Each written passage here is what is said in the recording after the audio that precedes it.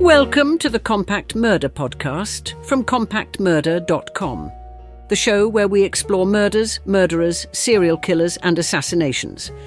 This is episode 59, The Assassination of Spencer Perceval.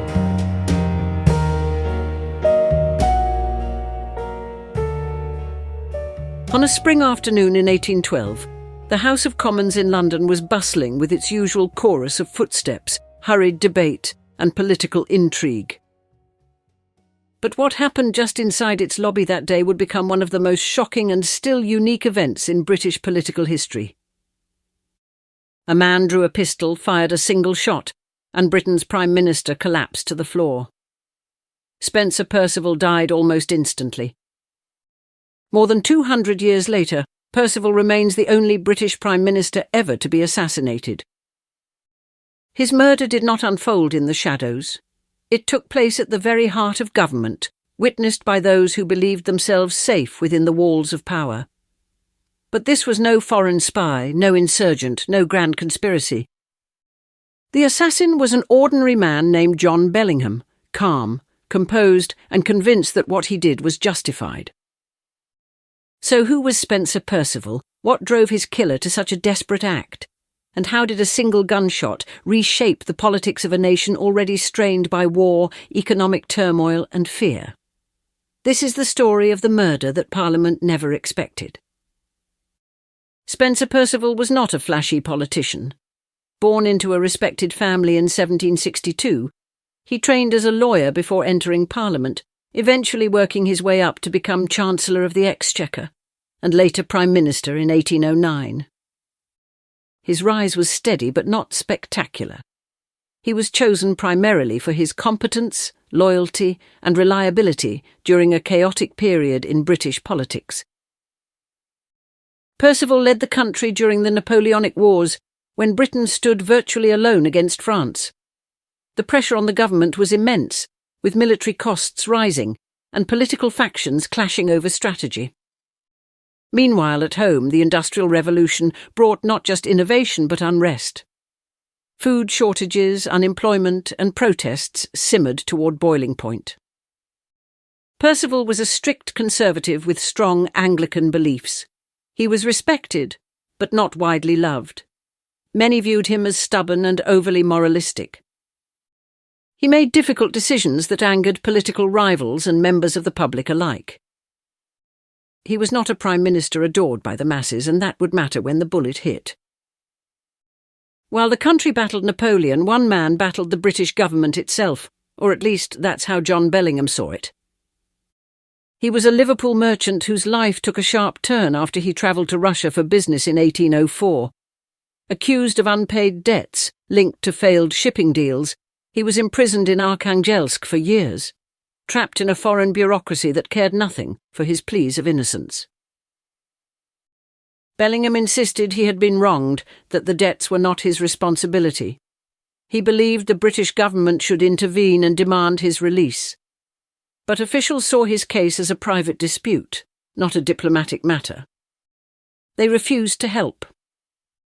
When Bellingham finally returned to Britain in 1809, his business ruined and family worn down, he expected compensation, recognition of the suffering he had endured. He began petitioning the government obsessively, convinced that the law was on his side and that justice would prevail. But his letters were ignored. His meetings were denied. His frustration deepened into a singular obsession. Someone had to pay for the injustices inflicted upon him. He decided that person would be the Prime Minister. Bellingham was not a man who snapped suddenly. He planned. He prepared. He even purchased a perfectly ordinary pistol, something one could buy without much trouble at the time. He began visiting the House of Commons regularly, pacing the lobby, waiting. He did not hide. He did not disguise himself. He simply lurked, confident that eventually Spencer Perceval would walk past him within arm's reach. On the 11th of May, 1812, the moment arrived. Perceval entered the lobby, recognisable to everyone as the nation's leader. He had barely taken a few steps when Bellingham stepped forward, steadying his hand, and fired a single shot to the Prime Minister's chest. Witnesses reported a sharp cry from Perceval, "Oh, I am murdered," before he collapsed. The lobby erupted into panic and disbelief. Parliament, the centre of British authority, had become a crime scene. Bellingham did not run. He calmly returned the pistol to his pocket and sat down on a bench nearby. When officials seized him, he simply said he was glad the Prime Minister had received his just punishment. There were no accomplices, no dramatic manifesto, no rallying cry for political change. Just a man who believed the government had destroyed his life and chose to destroy a life in return. In today's world, such a shocking political assassination would lead to a lengthy investigation, psychiatric evaluation, and public debate. But early 19th century Britain was more concerned with demonstrating swift justice. Within days, Bellingham was tried at the Old Bailey. His defence was simple. He insisted he was not insane, not a rebel, but a wronged citizen seeking lawful compensation.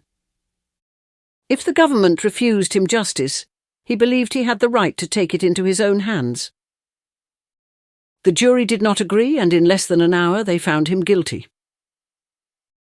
Just a week after the assassination, on the 18th of May 1812, John Bellingham was hanged at Newgate Prison in front of a huge crowd.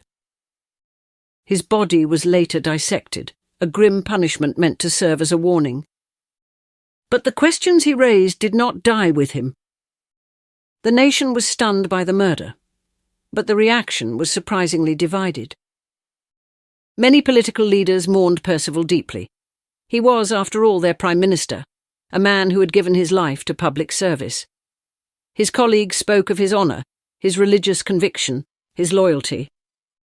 Yet not everyone felt sorrow. Years of war taxes, economic hardship, and political frustration had left Perceval with enemies both inside and outside Parliament. Some critics privately viewed his death as a grim release from ineffective leadership. As for Bellingham, his story touched a nerve.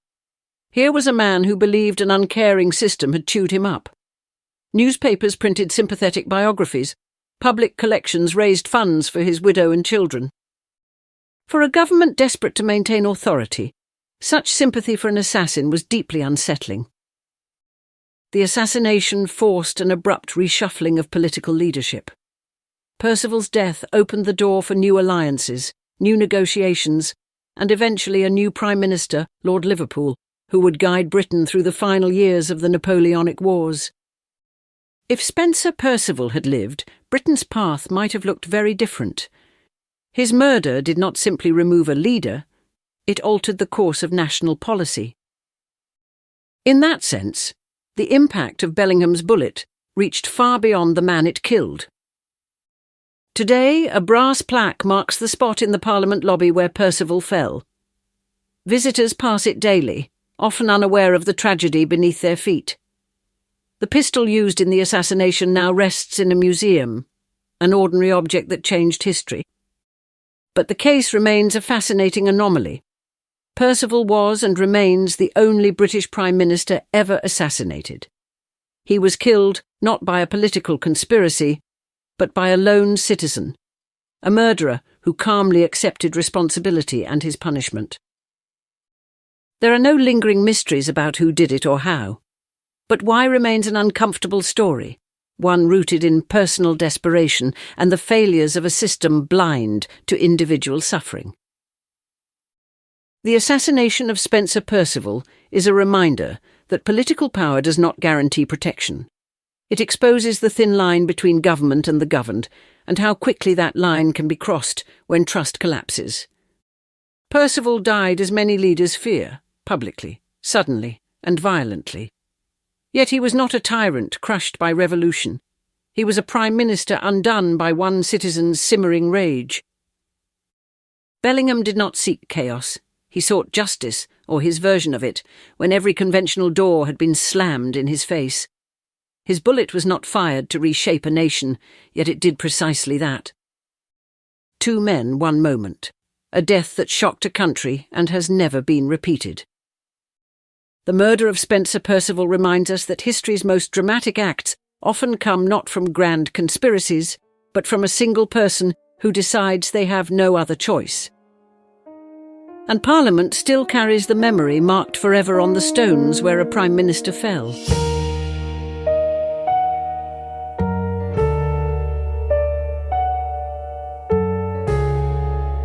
I hope you enjoyed that episode of the Compact Murder Podcast from compacthistories.com. If you did, why not leave us a review wherever you get your podcasts? And while you're there, don't forget to subscribe so you don't miss any future episodes. If you would like to support us more directly, please consider buying us a coffee. Head on over to compacthistories.com/murdercoffee to see how. Also, please check out our other Compact podcasts. You will find them all at compacthistories.com. Thanks for listening. I'll see you next time.